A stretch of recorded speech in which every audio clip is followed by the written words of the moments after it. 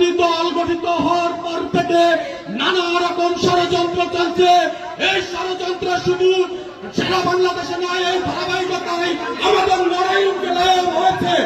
আমরা দেখব 36টি বছর ধরে আমাদের যে নেতা নড়াইল জেলা বিএনপির নির্বাচিত সভাপতি আলহাজ বিশ্বাস জাহাঙ্গীর আলমের নামে বিভিন্ন রকমের প্রোপাগান্ডা চালানোর একটা পায়তারা দেখতেছি। আমি তাদেরকে ইলেকট্রনিক মিডিয়ার মাধ্যমে বলতে চাই, আপনারা এসব কাজ থেকে বিরত থাকুন। আলহাজ বিশ্বাস জাহাঙ্গীর আলমী এই নড়াইল জেলার বিএনপিকে বিগত দিনে ছায়া দিয়ে রেখেছেন। প্রিয় নেতৃবৃন্দ, আমরা নড়াইল আসনে প্রতীক এনে আমরা তার বিজয় সুনিশ্চিত করব।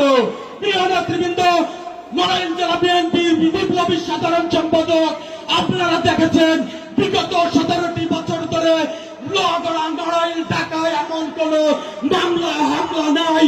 তাই আমি আপনাদের সকলকে কাছে অনুরোধ করব, জনাব মনিরুল ইসলামকে যদি আমরা নড়াইল 2 আসনে দানের শীর্ষে প্রতীকে ভোট দিয়ে বিজয় করতে পারি, আমি আপনি সবাই উপকৃত হব, এলাকার উপকৃত হবে। সবাইকে ধন্যবাদ। আল্লাহ হাফেজ। বাংলাদেশ জিন্দাবাদ।